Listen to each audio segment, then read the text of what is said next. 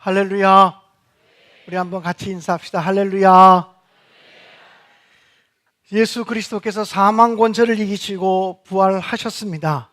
이 부활의 능력이 여러분과 함께 하시기를 간절히 축원합니다. 지난 사순절 기간 동안에 우리는 주님께서 소아시아에 있는 7교회에 보낸 편지를 묵상하면서 주님이 기뻐하시는 교회의 모습이 무엇인지, 또 주님이 기뻐하실 성도들의 모습이 무엇인지를 찾으려고 몸부림쳤습니다. 오늘은 부활주일이지만 7번째 교회에게 주신 편지, 즉 라오디게아 교회에게 주신 편지를 통해서 주님의 음성을 들으려고 합니다. 라오디게아 교회는 4대 교회와 더불어서 칭찬받은 것은 하나도 없고 오직 책망만 받은 교회였습니다. 우리 신내교회가 주님으로부터 책망받는 교회가 되지 않기를 힘써야 할 줄로 믿습니다. 이 라오디게아라고 하는 도시는 어떤 도시였습니까? 먼저 이 도시는 은행이 많은 도시였습니다. 금융업이 발달한 도시였습니다. 그리고 안약의 생산지로 매우 유명한 도시였습니다. 당시에 프리기안이라고 하는 가루약을 발명했는데 신비한 효력이 있다는 약으로 소문이 나와서 눈이 나쁜 사람들이 라오디게아에 와서 처방을 받고 고침을 받는 일이 많았다고 합니다. 또 온천으로 아주 유명한 도시여서 사람들이 와서 휴양하는 도시였습니다. 그리고 양털을 많이 생산하는 지역이었기 때문에 의류 산업이 발달한 그러한 도시였습니다. 그런데 주님은 이 라오디게아에 세워진 라오디게아 교회를 향해서 칭찬은 한마디도 없고 오직 책망의 말씀만을 하셨습니다. 그들이 받은 책망은 무엇입니까? 첫째는 그들의 신앙이 미지근하다고 책망을 받았습니다. 주님은 이렇게 말씀하셨습니다. 내가 내 행위를 아노니 내가 차지도 아니하고 더웁지도 아니하도다.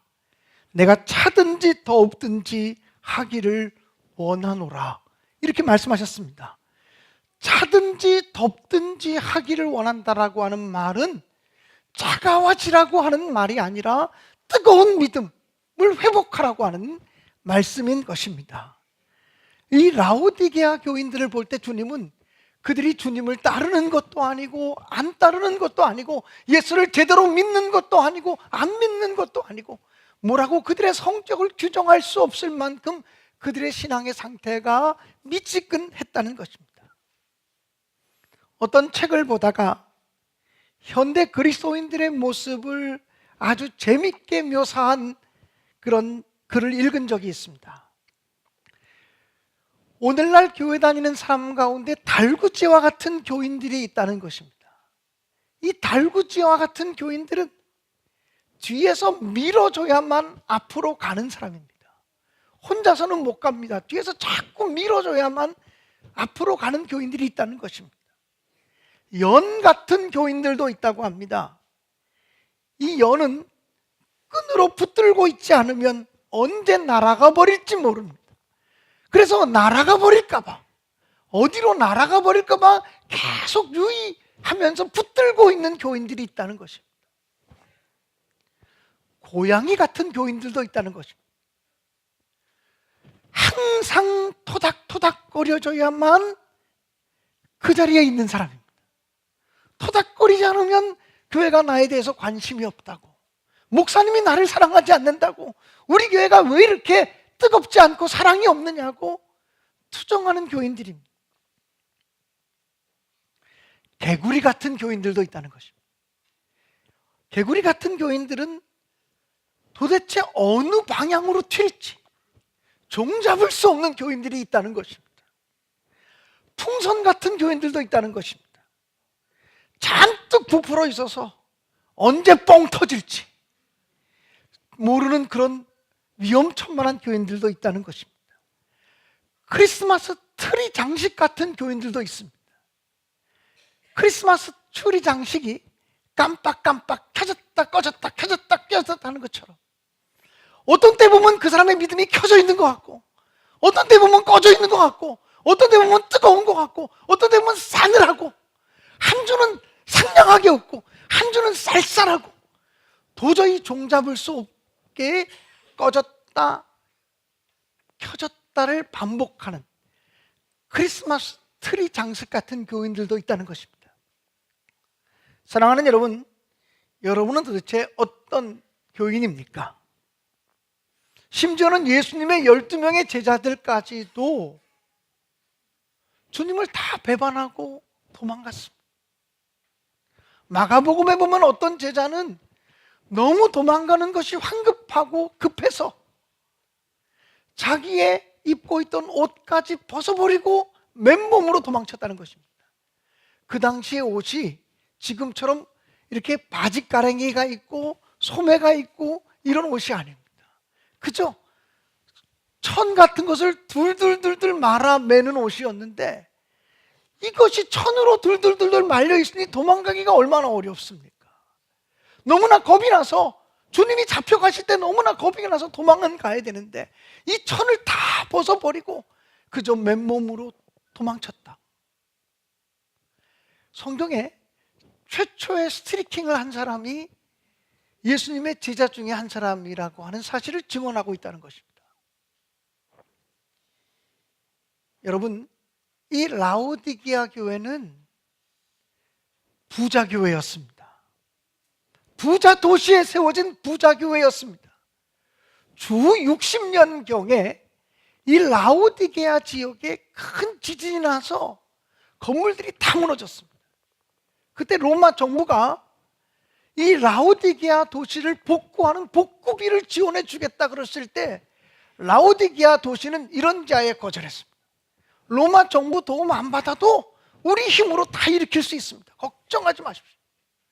중앙정부가 도와주겠다는 것도 거절할 정도로 부자들로 가득 찬 도시였고, 그래서 교인들도 부자들로 가득 찬 교회였습니다. 그런데 주님은 그들이 미지근한 믿음을 가지고 있다고 책망하셨습니다. 또 그들은 자만심으로 가득 차 있었습니다. 그들은 이렇게 이야기했습니다. 나는 부자라 부요하고 부족한 것이 없도다. 이 라오디게아 교인들은 우리는 부족한 것이 없다, 우리 교회는 부족한 것이 없는 교회야, 이러고 살았다는 것입니다. 그런데 주님은 너의 가련한 것과 벌거벗은 것을 알지 못하느냐, 이렇게 말씀하십니다. 주님은 오히려 이 라오디게아 교회를 향해서 가난한 교회다, 영적으로 헐벗은 교회다, 이렇게 책망하셨다라고 하는 것입니다. 그들은 영적인 무지 속에 있었습니다.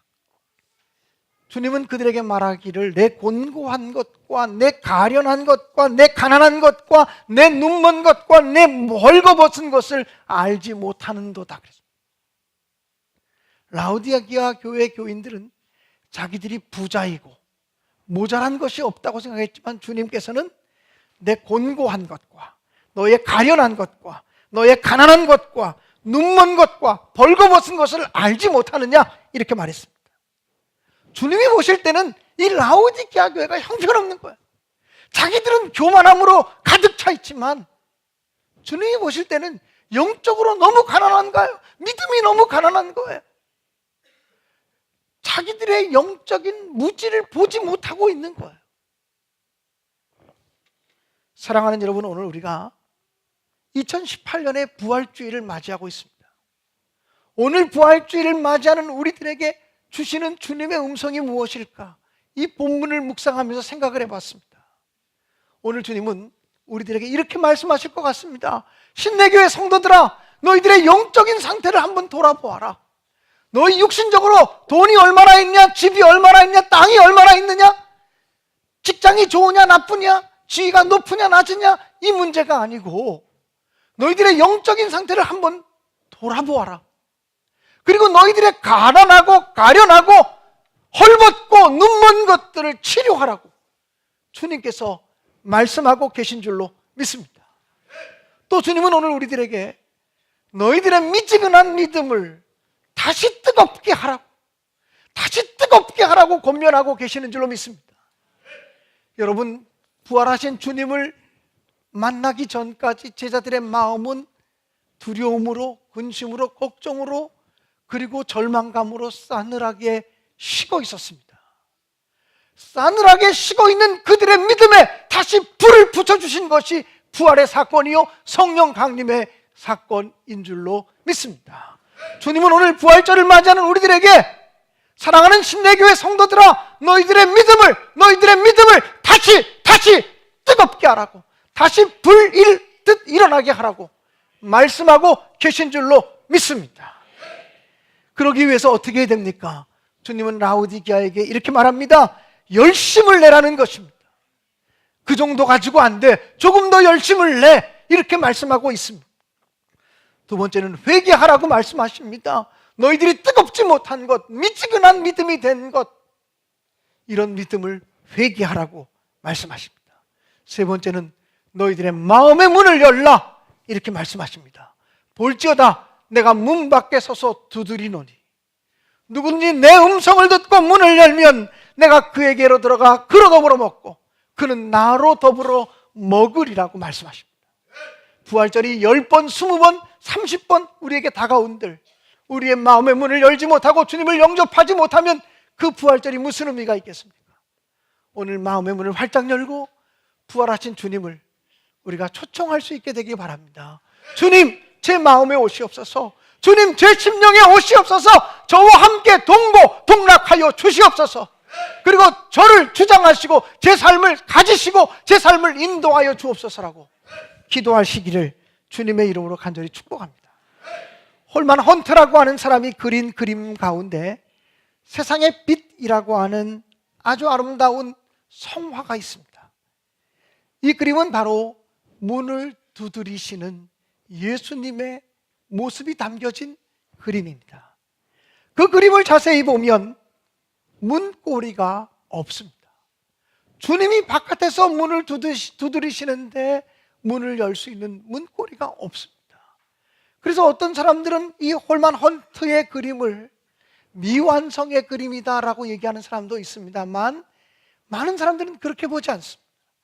여기에 홀만 헌트의 메시지가 있다라고 해석을 합니다. 왜 문고리를 그리지 않았느냐? 우리의 마음의 문을 여는 것은 주님이 강제적으로 여는 것이 아니라 우리가 우리의 마음의 문을 열어드릴 때 주님이 들어오실 수 있다라고 하는 사실입니다. 그러므로 주님은 오늘도 우리의 마음은 밖에 서서 우리의 문을 두드리십니다. 부활하신 주님이 우리의 문을 두드리십니다. 마치 문을 꽁꽁 걸어 잠그고 두려움에 떨고 있는 제자들에게 다가가서 문을 두드리면서 문 열어라, 내가 부활했다 말씀하시는 것처럼 오늘 우리들의 마음 문 밖에서 문을 두드리면서 문 열어라, 나다, 나와 함께 먹자, 나와 함께 살자, 이렇게 말씀해 주시는 줄로 믿습니다. 그러므로 사랑하는 여러분, 오늘 이 부활주일에 우리의 믿음을 다시 한번 되돌아보고 라오디게아 교회처럼 나는 부자야, 나는 많이 배웠어, 이제 부족한 것이 없어, 이렇게 자만함에 빠지지 말고 우리의 가련한 것, 가난한 것, 병든 것, 약한 것이 무엇인가 돌이켜보면서 회개하고 더 열심을 내고 식어진 믿음을 다시 불붙게 하기를 위해서 마음의 문을 활짝 열고 주님, 내 마음에 오시옵소서, 오셔서 나와 함께 살아주시옵소서. 주님, 부활하신 주님과 함께 행하기를 소원합니다. 이 고백이 오늘 저와 여러분, 우리 신내 가족들의 모든 고백이 되시기를 주님의 이름으로 간절히 축원합니다.